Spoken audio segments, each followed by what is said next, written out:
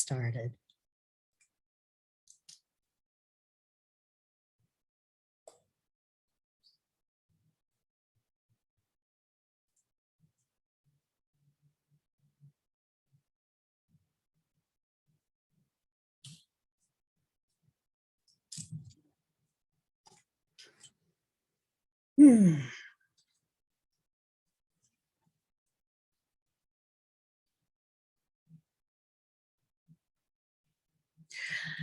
Good afternoon, everybody, and welcome to our program this afternoon.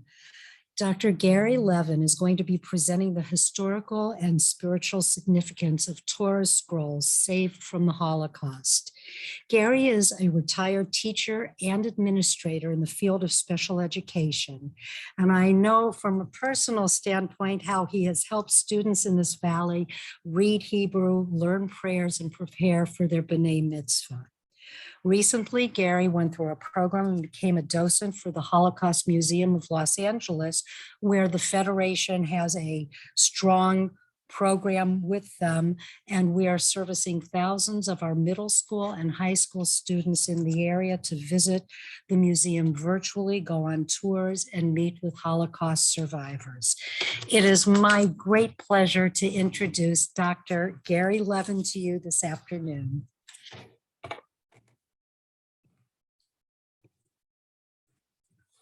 Thanks so much, Leslie. And let me get started here.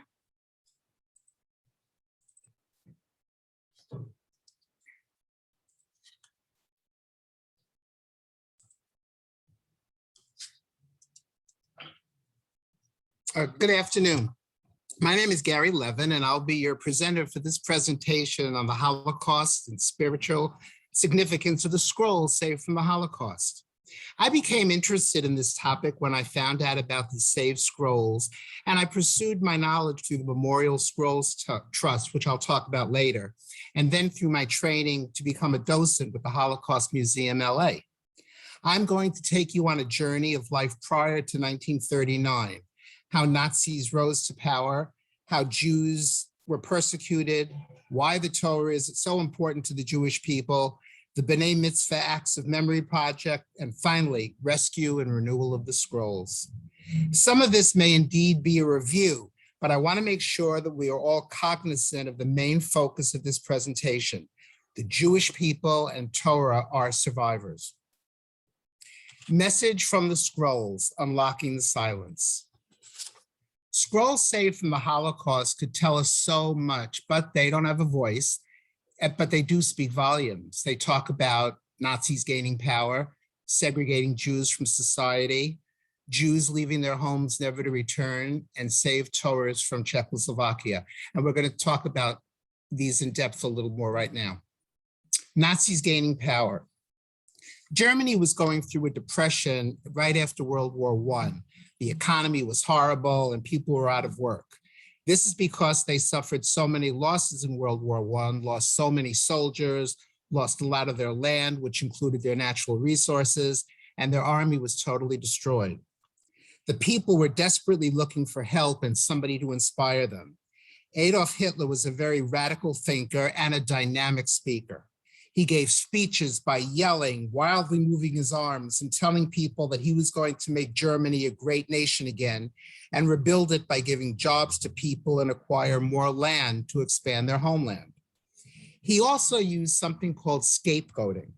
The word scapegoat means a person or a group of people who are blamed and punished for the sins, crimes, or suffering of others without any proof at all. Hitler blamed the loss of World War I, the poor economy and land loss, on the Jewish people, and he wanted to get the German people to agree with him that we have a problem that needed to be dealt with. These extreme beliefs eventually led to World War II and the Holocaust. As the war spread through Europe, Hitler and the followers also increased their campaign against European Jewry and others that they had deemed undesirable. The Nazis used propaganda to brainwash the people into hating the Jews. Now, propaganda is information, ideas, opinions that are broadcast, published, or in some way spread with the intention of influencing other people's opinions. And they successfully communicated their ideology through art, music, rallies, and theater, books, education, and the news. The Nazis censored everything considered un-German and attempted to purge everything that went against their ideology. Now let's talk about some of the propaganda that the Nazis used to generate this hatred. Posters showed stereotypically the difference between the Aryan people and Jews.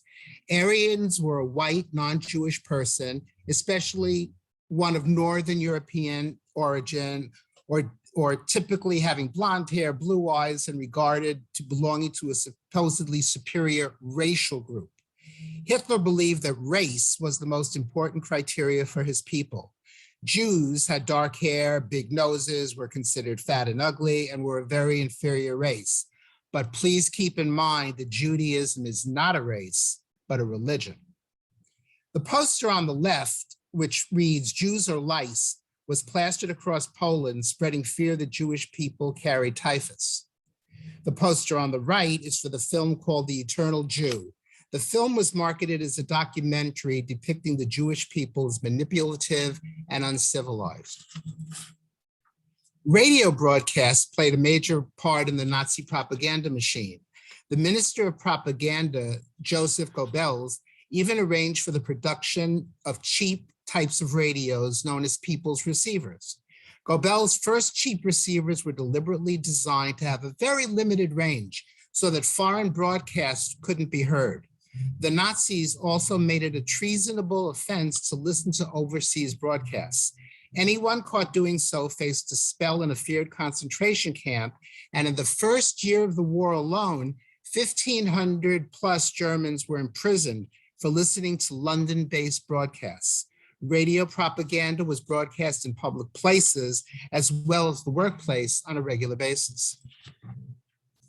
Hitler and the Nazi Party knew that they had spread the word about hating Jews to all German people, including children, and this became a very high priority. Courses and textbooks in Nazi schools reflected the aims of Hitler. Of the topics the teachers were required to teach, the most important was their racial theory, Aryan versus Jews. In the children's textbook, translated The Poisonous Mushroom, the main theme is German youth must learn to recognize that there are mushrooms you can eat and poisonous mushrooms that can kill you. The Aryans were the good mushrooms and the Jews were the poisonous mushrooms. They were instructed how to tell them apart. The picture from the book on the right shows a young German child identifying the stereotypical attributes of a Jewish person. Big nose shaped like the number 6, lips are puffed up, eyebrows are thicker, eyes show they are deceitful, they have fat, short legs, and their arms are usually short. They were taught that Jews had a repugnant smell, and an Aryan who has a fine nose can always smell a Jew. The book translated, "You Cannot Trust the Fox in the Garden," or "A Jew on His Oath," is another anti-Semitic book. It tells children what a Jew is and how to identify them. This is done both through the text and illustrations. Throughout the book, Jews are compared to Aryans and a clear division is made. On the front cover, there's a picture of a fox and a picture of a man depicted as a Jew, as he has a big nose, big ears, chubby hand with a Star of David next to him. The picture from the book shows an Aryan worker who is tall, well-built, handsome, with blonde hair who's working. The picture on the right shows a short, unattractive, heavy man hunched over with large eyebrows, nose, holding a briefcase and not really doing any work. The words in red describing the Jewish person are devil, thick lips, gangster, while the German words are handsome, courageous, and proud. This picture shows the Nazis' perception of racial differences between the Aryan and the Jew. Remember, they never believed Judaism was a religion, but based everything on race.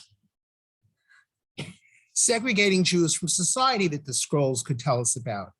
Through hundreds of legal measures, especially the Nuremberg laws enacted in 1935, the Nazi-led German government gradually excluded Jews from public life, the professions, and public education. Jews were beginning to be socially isolated.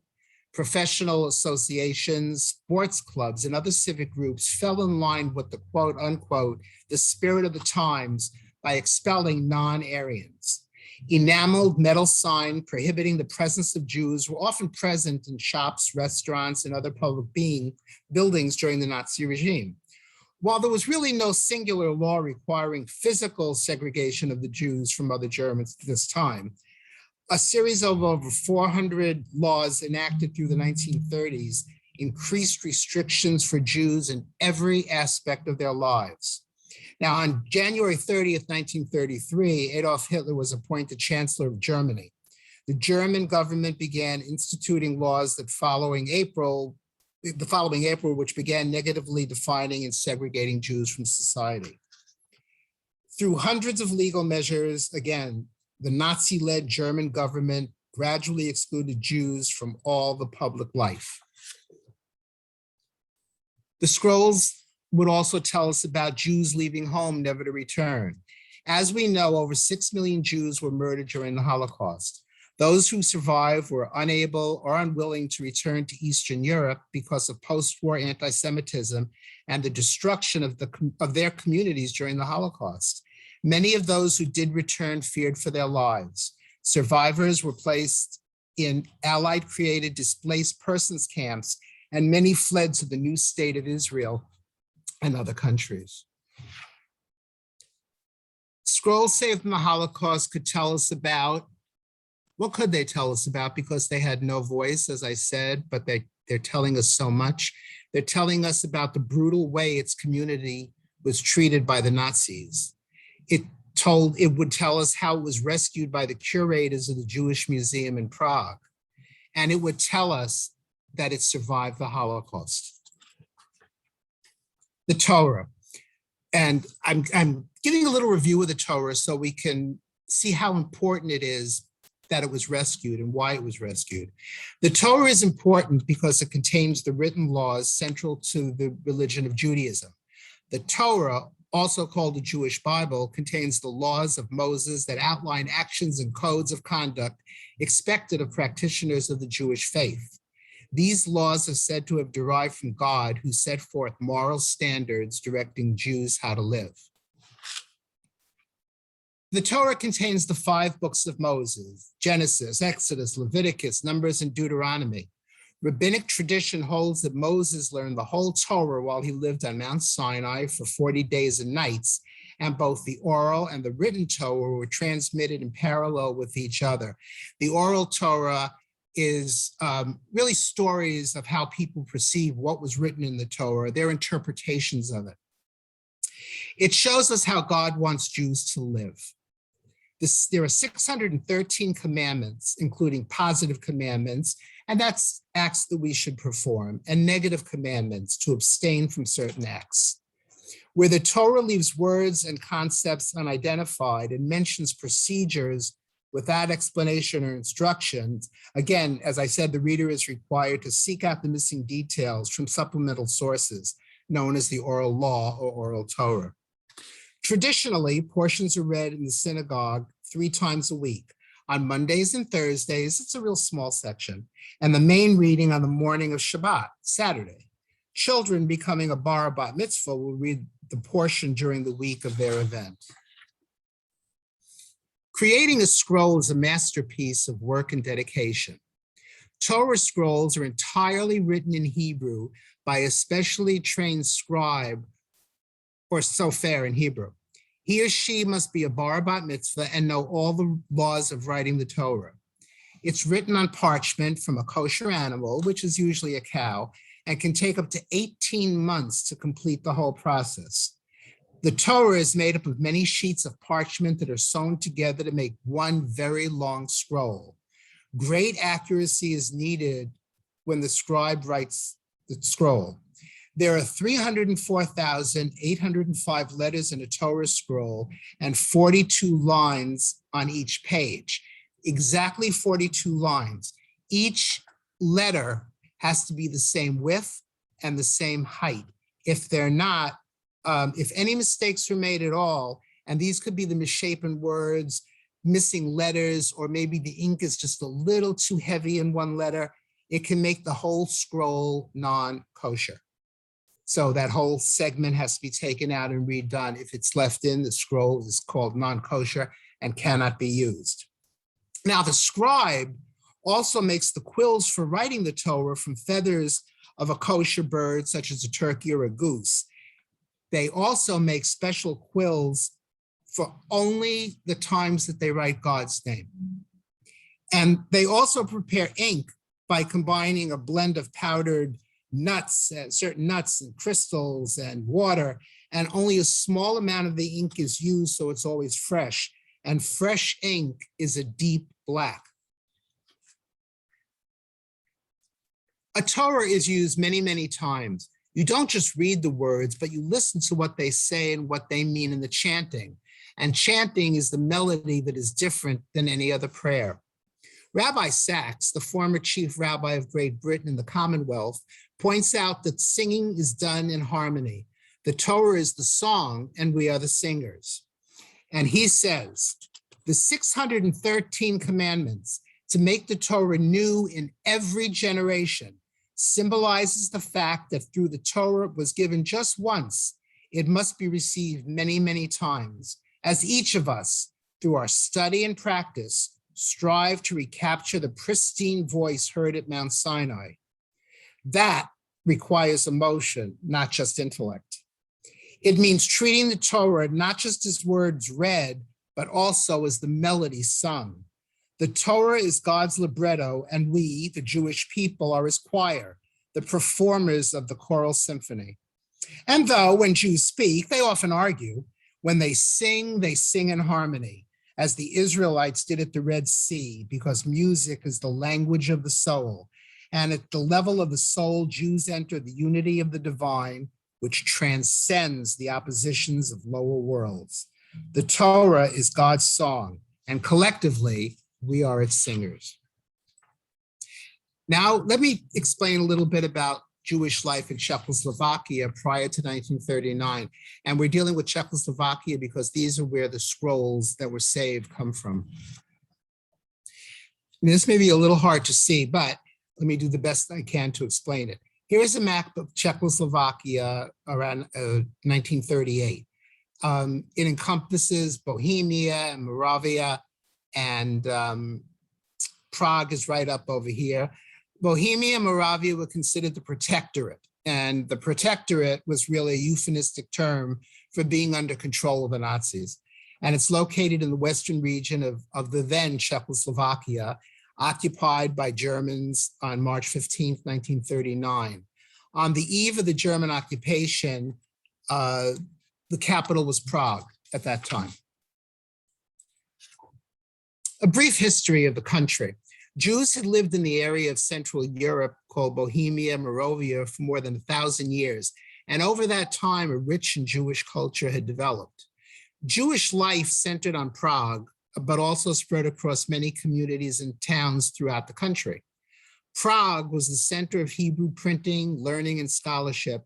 And before 1939, the Jews were free and prosperous. The Jewish community had become religiously and culturally diverse. A number, though, were secular Jews, meaning they weren't religious. They followed more of the culture of the religion rather than going to the temple, but there was a big Jewish population.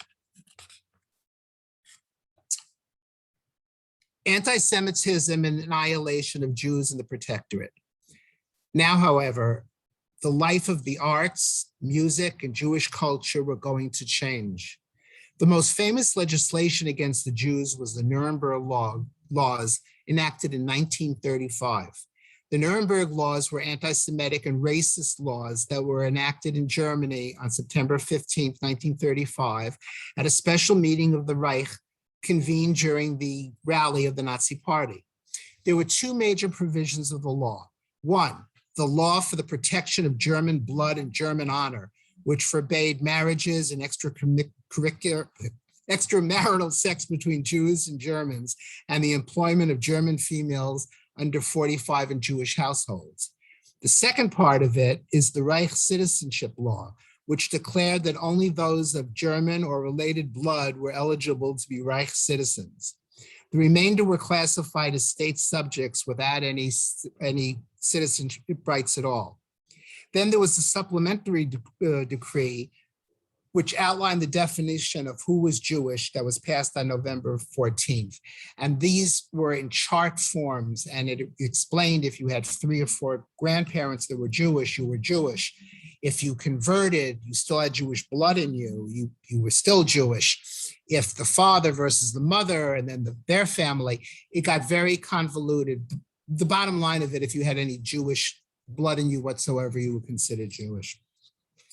The laws, however, were expanded on November 26, 1935 to include Romas and Black people. The supplementary decree defined Romas as enemies of the race-based state, and they were in the same categories of Jews. And there were other groups, homosexuals, Jehovah's Witnesses, that were also hated by the Germans, and they were persecuted in the concentration camps also. But the Holocaust was mainly about the annihilation of the Jewish people. Now, some rights that were taken away from the Jews with this law: police and courts no longer protected Jews. Jewish students who had gone through college were excluded from exams in medicine, dentistry, pharmacy, and law. If you were over 6 years of age, you were forced to wear the yellow Star of David with Jew written on it. Jews couldn't even have any pets. They couldn't leave the country. They could not even receive eggs, milk, or even soap. All schools were closed to Jewish children. They were subjected to conditions or treatments that were inhuman or degrading, meaning they were totally dehumanized. Jews in this area were forced into Theresienstadt, which was a hybrid concentration camp and ghetto established by the SS during World War II in the fortress of Terezin, located in the protectorate of Bohemia and Moravia. Theresienstadt served 2 purposes, and this is a very unusual place. It was simultaneously the main purpose, a way station to go to the extermination camps, mainly Auschwitz. It was also part of it, a hidden part, was a retirement settlement for elderly and prominent Jews to mislead the communities about the final solution. It was cleaned up and visited by the Red Cross in other countries. However, when the Nazis were not trying to fool outsiders, living conditions were horrible. Most prisoners had to live in overcrowded collective dormitories with 60 to 80 people per room. Men, women, and children lived separately, so families were separated. And most Jews between the ages of 16 and 60 were forced to work over 10 hours a day in physically demanding jobs. So when the Red Cross in other countries came, they were shown a different part of Theresienstadt, and children were playing, and they had beautiful rooms for the elderly.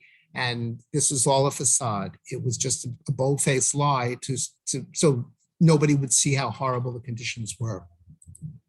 Now, there were so many famous Jewish people from Czechoslovakia at this time, but I just picked 2.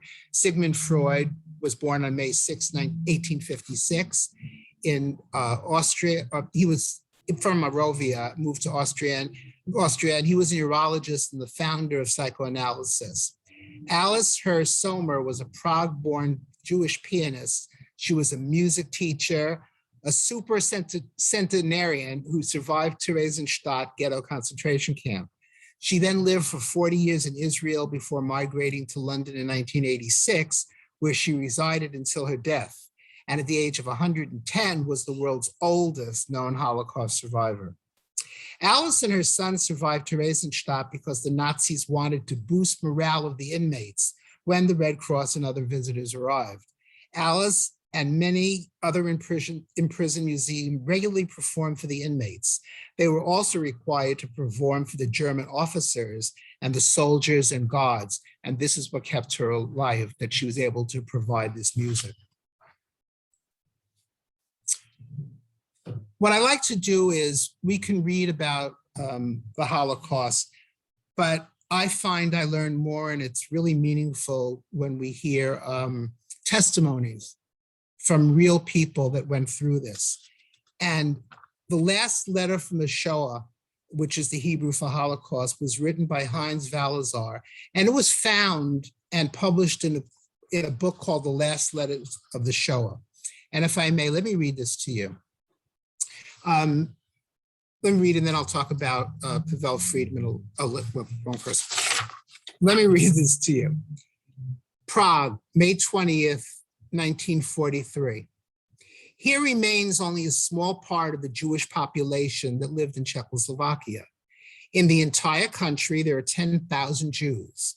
There are 6 times more in Theresienstadt. Of them, over half are from Austria and the German Reich, and also children and a few elderly from Holland. According to regulation in Czechoslovakia regarding the Jews, it is forbidden to buy meat, milk, white flour, cakes, eggs, fruit, vegetables, sweets. We must also get used to not smoking. Our children don't attend school. It's forbidden to convene for prayer in a quorum, a minyan. Despite this, our situation is better than that of the majority who are transferred to Poland. We can't receive any news from them. However, what we hear saddens us very, very much. In Theresienstadt, only a small part remain of those that were deported over there from here being Prague. The majority was deported further. The death rate in Theresienstadt is high, especially among the elderly. Heinz Valazar. The Last Butterfly.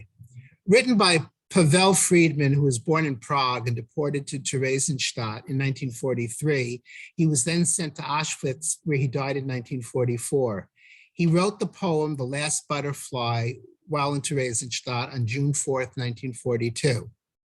Pavel was kept in the ghetto for 7 weeks before being sent to Auschwitz. He says that once he entered the ghetto, he never saw another butterfly. Personally, I think that the butterfly in general just represents a happy, beautiful life. Once he entered the ghetto, he became unhappy and miserable. The poem starts off talking about the sun and how it is yellow and bright, yet in the middle of the poem, when he starts talking about the ghetto, the poem becomes much darker and more upsetting. This also shows us how conditions in the ghetto were very bad. Pavel says, that butterfly was the last one. Butterflies don't live here in the ghetto.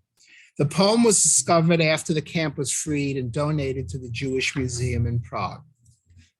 And let me read it to you. The Last Butterfly. The last, the very last, so richly, brightly, dazzling yellow. Perhaps if the sun's tears would sing against a white stone, such a yellow is carried lightly way up high. It went away, I'm sure, because it wished to kiss the world goodbye. For 7 weeks I've lived in here, penned up inside this ghetto. But I found my people here. The dandelions called to me and white chestnut candles in the court. Only I never saw another butterfly. That butterfly was the last one. Butterflies don't live here in the ghetto.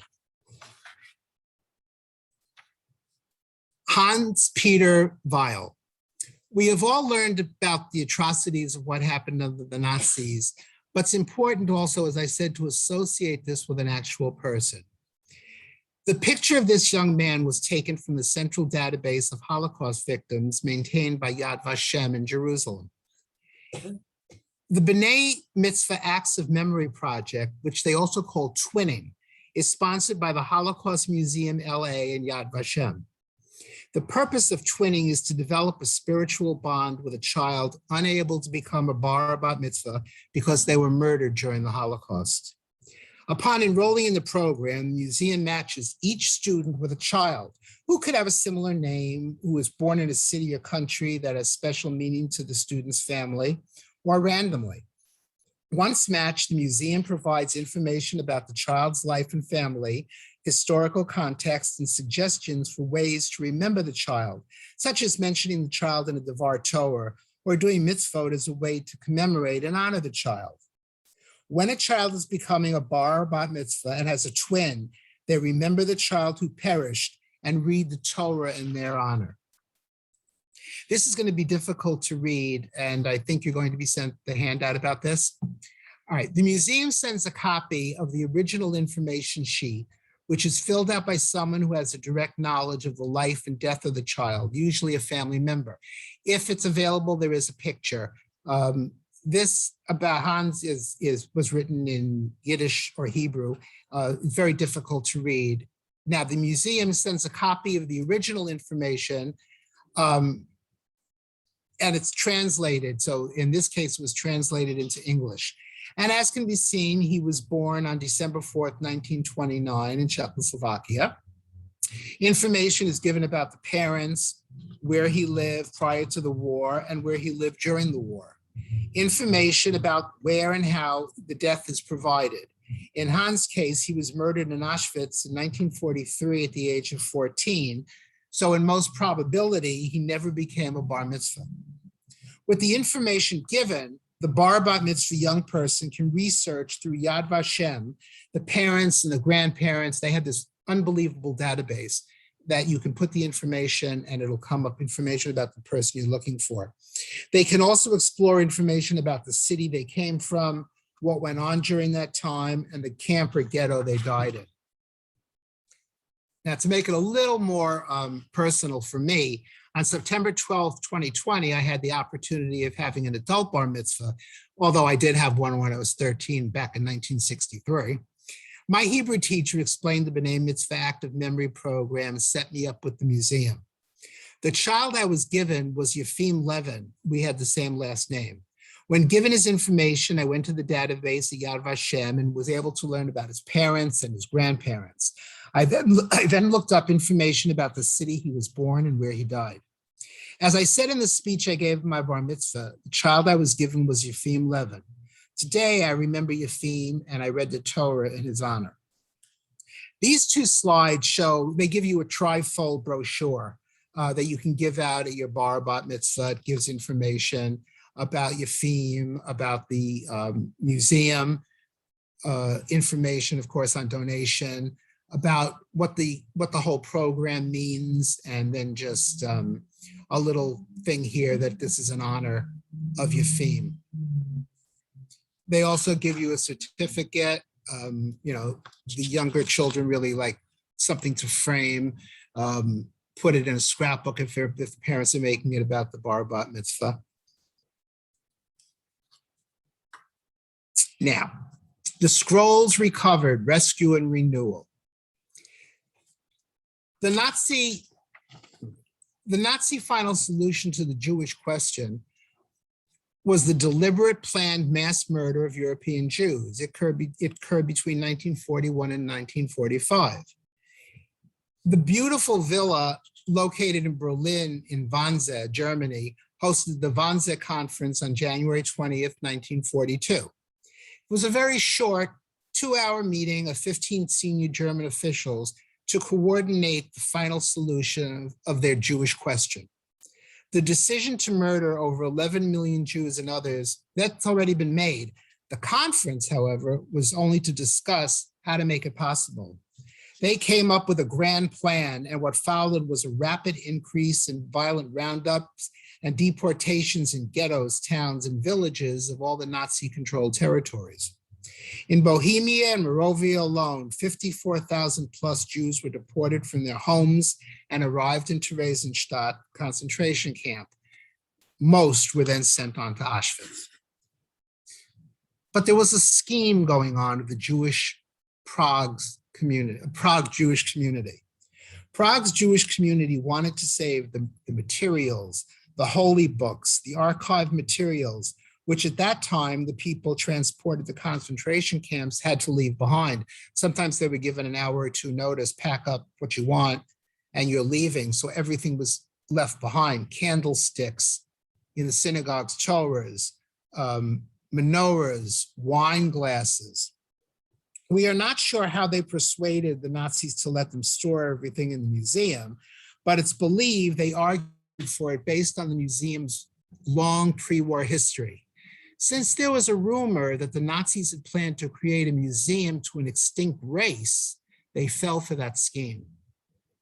Now, why was it really so important to save these scrolls?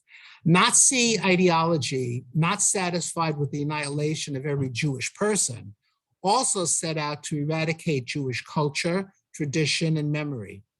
The rescuing of these scrolls is therefore a remarkably bold act of resistance against Nazi tyranny. Prague's Jewish community, knowing that they could not save themselves or their community, engineered a way of rescuing what they could of the Jewish treasures and Torah scrolls of the now deserted synagogues in Czechoslovakia. They wanted future generations to have these artifacts. Perhaps they secretly had some hope that they would be returned to them. 10,000 artifacts arrived in Prague. So in some way and for some reason, the Nazis were persuaded to accept the plan. And as a result, 10,000 artifacts were brought to Prague, including 1,800 Torah scrolls. Once in Prague, a team of Jewish expert curators received them, cataloged them, and labeled them with meticulous detail, precision, and loving care. Now, this is how the scrolls arrived in Prague. And as you can see, ripped and just horrible. Now, in the years after World War II, the legend grew again that the Nazis had planned to create this museum to an extinct race. Now, there is no foundation in fact in this, but it was assumed the Nazis wanted to collect anything from a people they wanted to eliminate. It also enabled the Nazis to gain, in a short period of time, in-depth knowledge about confiscated Jewish objects that looked expensive. They didn't care that some were of historical or artistic value, just that they were worth money. Furthermore, though, and perhaps more importantly, they wanted to show the world that they were able to annihilate an entire race of inferior humans. We do know, however, that a devout band of Jews from Prague's Jewish community worked to bring the artifacts and Jewish possessions of all kinds to what had become the Central Jewish Museum in Prague. Here, they labored under appalling conditions to preserve what little remained of Jewish community previously at the mercy of vandals. The Jewish Initiative was directly responsible for the subsequent conservation of these scrolls. The Jewish community hoped that these treasures would be protected and might one day return to their original homes. The legacy of the original curators was to catalog the vast collection in the museum. Eventually, it became the Jewish Museum of Prague. In 1941, it became a storehouse for items taken from the empty Prague synagogues under the directive of the Nazis. More than, at that time, 212,000 artifacts were brought to the museum, including the 1,800 scrolls.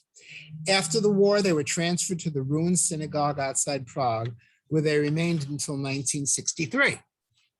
Some 50 congregations reestablished themselves in the Czech Republic and were provided with the religious artifacts, not necessarily, though, from their own communities. They were given all of these artifacts, talit and prayer books, candlesticks, wine glasses, yarmulkes to start with. When the communists, however, took over the government in 1948, Jewish communal life was again stifled and most synagogues were closed. Their possessions, however, went to the newly refounded Jewish Museum of Prague. Bringing the scrolls to London. In 1963, the Czech communist government approached Eric Esotrek, an art dealer who was known for buying old Prague paintings for his gallery that he maintained in London, and they wanted to know if he'd be interested in buying some of these Torahs. He approached a client, Ralph Yablon, who was a very wealthy lawyer and someone who supported many causes, who discussed the situation with a rabbi called Harold Reinhardt, who was the rabbi of the Westminster Synagogue in England. Mr. Yablon hired Hyman Abramsky, professor of Hebrew and Jewish studies at University College London, and he examined all the scrolls in Prague, and he was able to report on their authenticity and condition. Ralph Yablon agreed to fund the purchase of 1,564 scrolls that arrived in London in February of 1964. Now, at this point, remember, these scrolls of the 1,564 they figured could be saved, have to be rewritten because at this point they were all considered non-kosher. Over several months, the scribes examined the scrolls to determine which were kosher, which could be repaired or restored, and which were in such poor condition that they could only be used as part of a memorial. Ruth Schaefer took on the responsibility of this administration. And then one day out of the blue, a Hasidic scribe arrived at the door of the synagogue asking if there was any work. Nearly 30 years later, he was still working there, bringing the scrolls back to perfection so they could relive again and be used for worship and synagogue services. Now, the Memorial Scrolls Trust. This is located in London. It's a charity, and it was established to give a second life for the 1,564 Torah scrolls since their arrival at Kent House in 1964. Kent House is a 5-story Victorian townhouse located in Knightsbridge, opposite Hyde Park in London, and 500 yards from Albert Hall. It houses both Westminster Synagogue and the Memorial Scrolls Trust.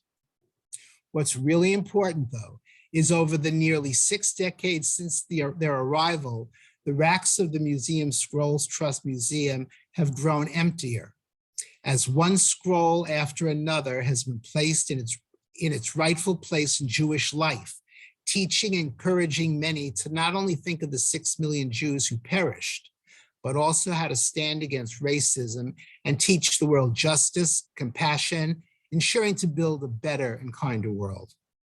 The museum's permanent exhibition, which was established in 1988, tells the unique story of the arrival of the scrolls from Prague in 1964 and of their restoration and distribution to communities around the world. The exhibit includes some of these scrolls, as well as a display of remarkable Torah binders, some of which date back to the 18th century, and other moving reminders of the vanished communities of Bohemia and Moravia. As we said, they are very precious scrolls. As we have seen, these scrolls have survived pre-World War II, the Holocaust, and post-World War II. Selected museums and temples are providing a home for the Torah scrolls. Temples and museums around the world can apply to have a Holocaust Torah on loan, and they must agree to and follow several guidelines. A handful are displayed at a small museum at Westminster Synagogue. Now, how are these scrolls honored? Those communities who bring a scroll within their heart of their community breathe new life into these sacred treasures. There are many ways to honor this scroll, keeping it on display as a museum object, or honoring the legacy of the Torah by keeping it in the Ark.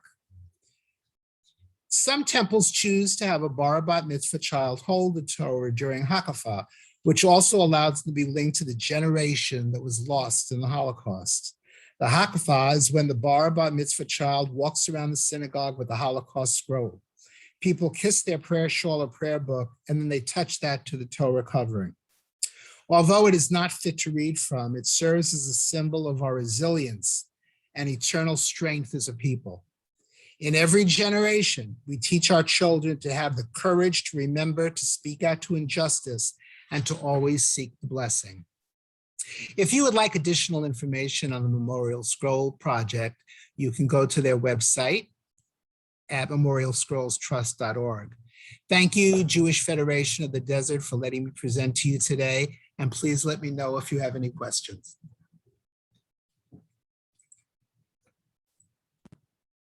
Gary, on behalf of the Jewish Federation, staff, our board, and the community, thank you for sharing your insights. You got to me. You're very This welcome. was so well thought of, and the term that comes to mind the most is never again. We need to pass this on.